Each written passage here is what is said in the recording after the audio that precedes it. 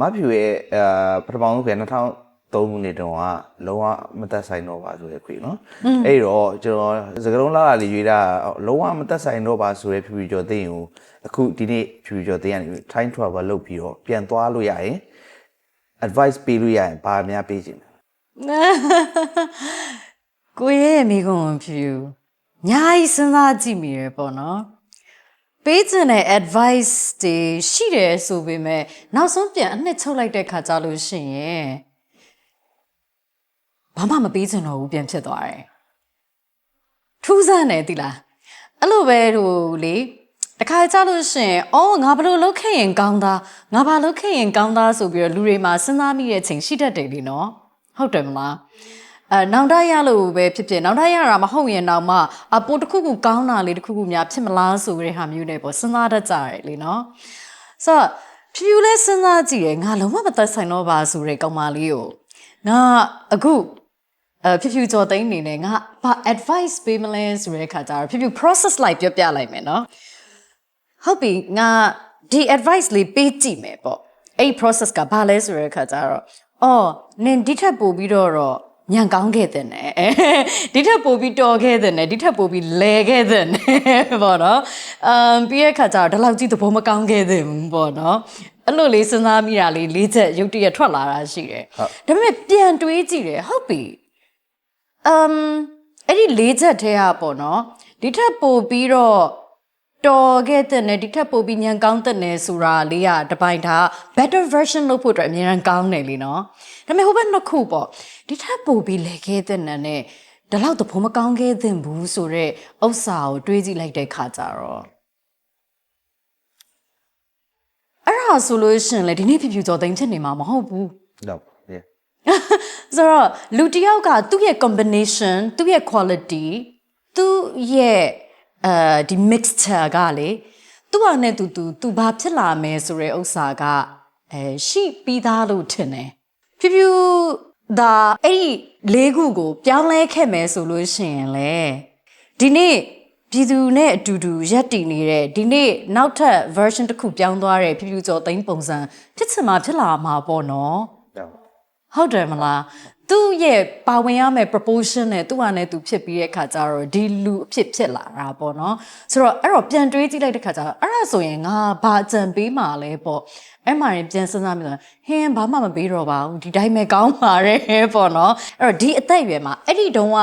main ကလေးကိုတော့ဘာမှမပြောလို့တော့ဘူးသူကနေမှတဆင့်ဖြစ်ပေါ်လာတဲ့လက်ရှိဖြူကျော်သိန်းကိုဖြူကျေနပ်တယ်ပျော်ရွှင်တယ်ဂုဏ်ယူတယ်ဝမ်းမြောက်စွာဒီဟာကိုဒီ version ကိုလက်ခံတယ်အဲ့ဒီလိုပဲဒီနေ့မှာတော့ဘာဖြစ်ချင်လဲဆိုလို့ရှိရင်အရင်ထက်ပိုပြီး mature ဖြစ်တဲ့သူအရင်ထက်ပိုပြီး wise ဖြစ်တဲ့သူအရင်ထက်ပိုပြီးတော့နားလည်နိုင်စွမ်းရှိတဲ့သူပိုပြီးတော့တော်တဲ့စဉ်းစားချင့်ချိန်နိုင်တဲ့ခံနိုင်ရည်ရှိတဲ့အမျိုးသမီးအဖြစ်ကြီးပြင်းခြင်းတယ်ဗရမယာမငင်းဘယ်နော်မနေလဲပဲမညစ်ပါဘူးဟေးငါကနှစ်ချင်သူကြားရလားဒီနေ့ဖြူဖြူကျော်သိန်းဆိုတဲ့နေရာကိုရောက်လာတဲ့အချိန်မှာဘယ်လိုအကြောက်တရားတွေကိုကြော်ဖြတ်ခဲ့လဲအကြောက်တရားတွေရှိတာပေါ့အန်တီပြောခုတဲ့စကားရှိတယ်လေလူတိုင်းကမကြောက်လို့မဟုတ်ဘူးကြောက်နေပဲကိုရင်ဆိုင်ကြတာဆိုတဲ့စကားလေးလေအတိအကျတော့ဖြူမပြောပြတတ်တော့ဘူးဆိုတော့လူတိုင်းမှာအကြောက်တရားရှိတယ်ကြောက်တာပေါ့ကိုရဲ့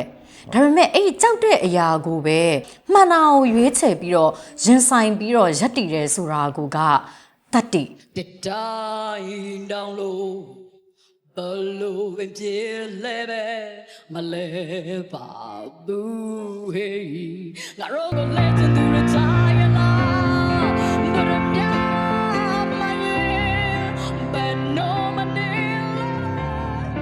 အဲ့ဒါကအရေးကြီးတဲ့အရာအဲ့ဒီ quality ကိုကလေဆိုတော့ဖြူဘဝမှာလဲကြောက်တဲ့အရာတွေရှိတာပဲကြာရှုံးမှာမအောင်မြင်မှာအရင်တော့လို့အားပေးမခံရမှာမချစ်တော့မှာဆိုတဲ့ဥစ္စာကိုဖြူတို့လိုဆယ်လီတွေ artist တွေလူပညာလုပ်တဲ့သူတွေပြိတ္တအများကြီးရှိတဲ့သူတွေကစိုးရိမ်စိတ်ပူတတ်ကြတာပဲလေနေတူဝါမှာ တိုင်းတာတစ်ခုထိတော့ရှိကြတာပဲအဲ့လိုမဟုတ်လို့ရှိရင်တော့မှနောက်တစ်ခုကကိုတနေ့ဖန်တီးတဲ့အမှုပညာသည်အရေးသွေးမပြည့်တော့မှပို့ပြီးမကောင်းမှအရင်နှစ်ကထုတ်ခဲ့တဲ့အခွေထက်ဒီနှစ်ထုတ်တဲ့အခွေကမကောင်းမှအဲ့လိုစိုးရိမ်တဲ့အကြောက်တရားဆိုတာလည်းရှိကြတာပဲဒါပေမဲ့အခုအချိန်ဒီ2021ဆိုတဲ့အချိန်ကိုဖြတ်သန်းပြီးတဲ့အချိန်မှာကြတော့ဘယ်အကြောက်တရားကအရေးကြီးဆုံးလဲဆိုလို့ရှိရင်ကိုမှန်ထဲမှာပြန်ကြည့်လို့ရှိရင်ရှက်နေရတယ်ဆိုတဲ့အကြောက်တရားမျိုးမရှိချင်ဘူး ငါအလေးကြရင်ငါပရိသတ်တွေကငါ့ကိုကြည့်ပြီးတော့ငါတို့တိုင်းပြည်ကဖောက်ပြန်ရေးသမားတွေများတဲ့တိုင်းပြည်လို့မပြောစေရအောင် အဲ့ဒါပိုအရေးကြီးတယ်အဲ့တော့အဲ့လိုမဖြစ်မဲ့ဟာကိုရွေးချယ်တယ်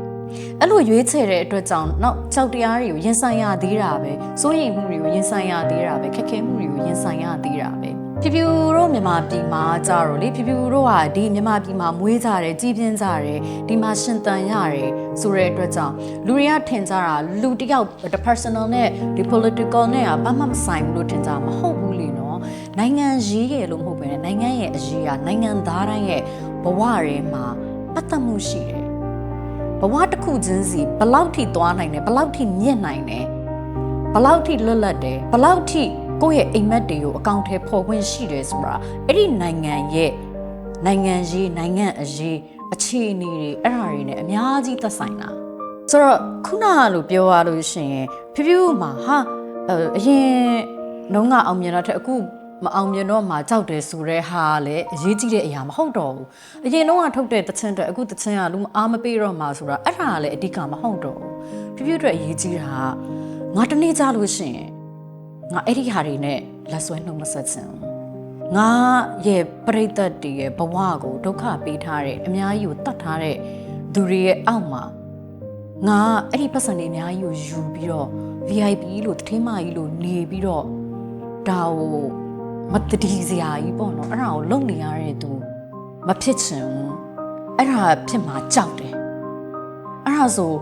ဘယ်သူမှဘာမှမပြောခင်ကိုအရန်ရှက်ရွံ့နေရမှာကိုယွံ့နေရမှာအဲ့ဒါမဖြစ်ချင်ဘူးအခုအဲ့ဒါမဖြစ်လို့ပျော်တယ် ဖြူဖြူပရိသတ်တွေကိုလည်းအဲ့လိုအသိမကွဲစေချင်အခုအသိမကွဲရအောင်မလား အဲ့ဒါကိုကြည်လက်တယ်အဲ့လိုပြန်သွားပြီးတော့လက်ဆွဲနှုတ်ဆက်စရာမလိုဘူးအဲ့ဒီအကြောက်တရားကအကြီးဆုံးပဲ ဖြူသာသိမယ်ဆိုလို့ရှိရင်ဖြူဖြူပြောချင်တာလေးတစ်ခုပဲရှိတယ်။သမီးအများကြီးတော့မလုပ်နိုင်မိမဲ့ဖေစိတ်ပူသလိုဖောက်ပြန်ရေးသမားတော့မဖြစ်ခဲ့ဘူးလို့မရှက်တဲ့ချာရဲဘလုံးမရှိသူရဲဒါပေမဲ့နောက်တစ်ခုကလည်းဘာရှိသေးလဲဆိုလို့ရှိရင်တွဲထဲမှာပေါ့နော်ကိုပရိသတ်တွေကိုလည်းလေလွတ်မြောက်စေချင်တယ်လွတ်မြောက်တယ်ဆိုတာလေဒီလား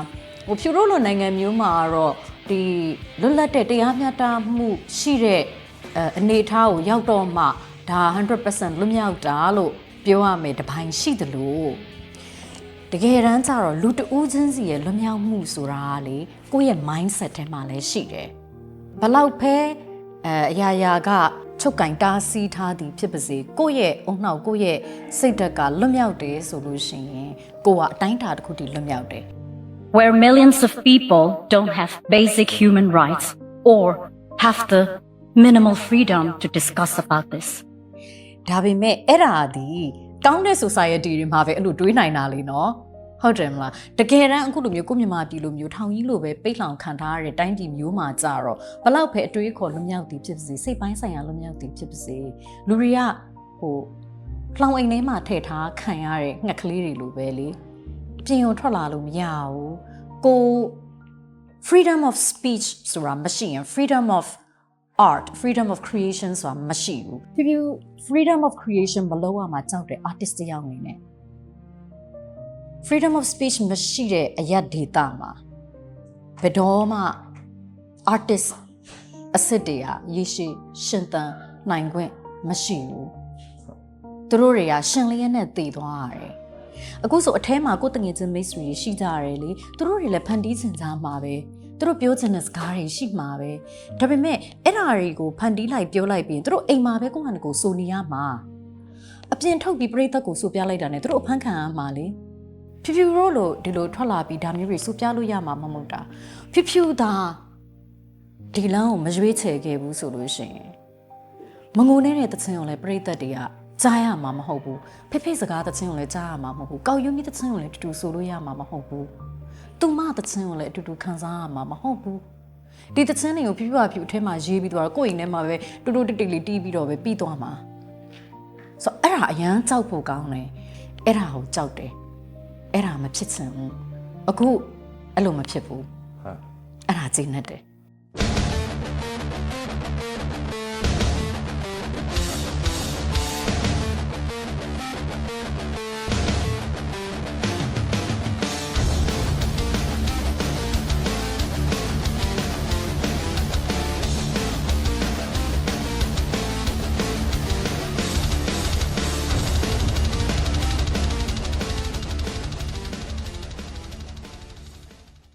အိမ်မထဲမှာသူမကိုဖက်ငိုတဲ့လူတွေရဲ့ကိုစားငါတောင်းမှန်ခဲ့အကုန်သူဆုံးလို့ခဲ့တဲ့ညတွေ့ရင်ရှက်ပါတယ် သူမဆိုလို့ရှိရင်တော့ဟိုလူတိုင်းတည်းရောဘယ်သူအတွက်ဆိုထားရေးတဲ့အခါမှာโอเคဒီတခြင်းကတော့ဖြူကျော်သိန်းချောင်းရေးထားဆိုတဲ့တခြင်းမျိုးရှိတယ်ဟုတ်သူများရေးပေးတာလည်းရှိတယ်ကိုရေးထားတာလည်းရှိတယ်သူများရေးပေးတာဆိုလို့ရှိရင်ကိုရဲတို့ကြားဘူးမလားမသိဘူးမိန်းကလေးတယောက်အသက်ကွဲနေတဲ့အခွေတွေကအားလုံးအတွက်ဆိုရတဲ့ချင်းအဲ့ဒါအတီချုပ်ကြီးရေးပေးသွားတာအတီချုပ်ကြီးကမရှိရှာတော့ဘောနော်ကဆုံးသွားပြီဆိုတော့ तू ကမမအတွက်ဒါရေးပေးတာဆိုအရှိအစတွေကကွဲပြားတဲ့ငါအတန်နဲ့တန်စင်နေဖန်တီးလို့ဆိုပြီးတော့အဲ့လိုမျိုးနဲ့စတာကွဲပြားတဲ့ငါအတန်နဲ့တန်စင်တွေဖန်တီးလို့ညီတွားဆိုင်တဲ့ရှင်ခုံးတွေပေါင်းလို့အခါကအော်ကြီးနေပဲ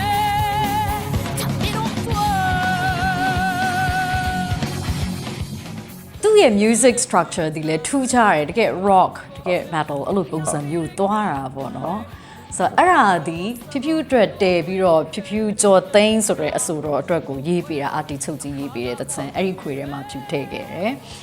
နောက်တစ်ခုကကြတော့ကိုယ်တိုင်ရေးတဲ့တချင်တွေတွေကဆိုလို့ရှိရင်ကိုယ့်ရဲ့ခံစားချက်တွေကိုဘဘဖြစ်တဲ့မှုအစိတ်ပိုင်းလေးတွေနဲ့ကိုရေးတဲ့တချင်တွေအများကြီးတော့ရှိတယ်ထွက်ဖို့လည်းရှိတယ်ပေါ့ဒီနှစ်ထဲမှာတော့အဲ့ဒီခွေကိုထုတ်တော်မယ်လို့လည်းစဉ်းစားထားတယ်အဲ့မှာမှတပုတ်ဒီ interview မှာတော့ exclusively ပြောပြလိုက်မယ်အဲ့ဘာလဲဆိုတော့ငါကိုငါချစ်သည်ဆိုရဲတချင်ဖြူကိုယ်တိုင်ရေးထားတဲ့တချင်ပေါ့နော်အဲ့ဒီတချင်ကမမညူဆိုနားထောင်ပြီးလို့ရှင်ပြောရဲအေးဟုတ်ပါအဲ့ဒါရီစားပေါင်းချုပ်တချင်ဆိုပြီး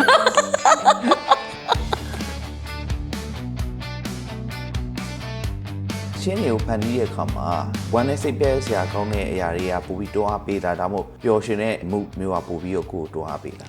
အဲ့ဒါလေဟိုဖြတ်တန်းနေတဲ့အချိန်ကာလနဲ့ဆိုင်နေသီလားကိုရဲ့ကိုကကိုဗစ်ကာလတော့ဆိုဟုတ်တယ်ကိုဗစ်ကြောင့်ဟိုအကုန်လုံးစိတ်ညစ်ကြတယ်ဘာညာဆိုပေမဲ့လေဒီလို2021ဒီအဖြစ်ပြက်ကြီးလိုမျိုးဟိုလူတွေကိုရိုက်ချပြီးတော့အနာကမရှိတော့အောင်လုပ်ပစ်လိုက်တဲ့အနေအထားမျိုးမဟုတ်ဘူးလေနော်ဒါဖြတ်တန်းပြီးသွားလို့ရှင်2020ပြီးလို့ရှင်ဟာကိုဗစ်ပြီးသွားရင်ကာကွယ်ဆေးတွေထုတ်ပြီးငါတို့တွေပြန်ကောင်းကြမယ်ဆိုတဲ့ဟာမျိုးရှိတယ်လေနော်ဆိုတော့ very hopefully အဲ့ဒီအချိန်မှာဖြတ်တန်းနေကြတာဆိုလို့ရှင်ဖြူတို့တွေဟိုဒီလိုမျိုးယောဂတွေရှိတယ်ဒီလိုတွေဖြစ်တယ်ဆိုပေမဲ့ဟာဘလိုတွေဆုံးရှုံးမှုတွေရှိတယ်ဘလိုတွေလောက်ကြတယ်ပြီးရင်ကာကွယ်ဆေးတွေဘလိုလာမယ်အဲ့လိုမျိုးတွေနဲ့ hopeful တော့ဖြစ်ကြတယ်လीနော်ပြီးတော့အဲ့ဒီမှာဆိုလို့ရှိရင်လေကိုဖြတ်တန်းတဲ့အချိန်တွေမှာပျော်တဲ့သချင်းတွေနောက်ပြီးတဲ့ခါကျအချစ်သချင်းတွေအဲ့အမျိုးတွေကိုရေးဖြစ်တာများတယ်ပေါ့နော်ဒီ2021နောက်ပိုင်းမှာကျတော့ဒီဟိုကိုဖြတ်တန်းတဲ့ဟာရဲ့အငွေ့အသက်ပါတဲ့စာသားတွေဖြစ်သွားတယ်ဆိုတော့ပြောရလို့ရှိရင်ခုနကလိုပေါ့နော်ပျော်တဲ့ဟာပိုပြီးတွန်းအားဖြစ်လားဝမ်းနည်းစရာကောင်းတဲ့ depressive ဖြစ်တဲ့ဟာပိုပြီးတွန်းအားဖြစ်လားဆိုလို့ရှိရင် it depends upon what you are going through Baby, real malage. Mong dai we chop ya home. Among ya re chi su pi twa yin. Ne yang we pian lin la twa me.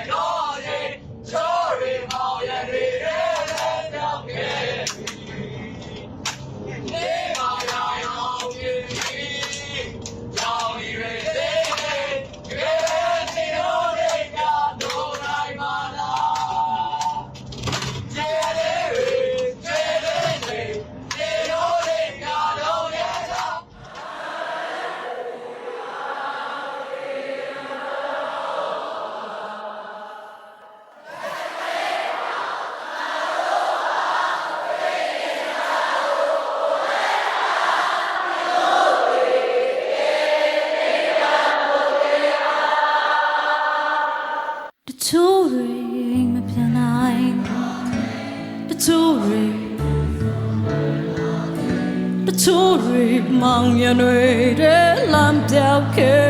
ပြီတနေ့မှရအောင်မြင်ပြီးရောင်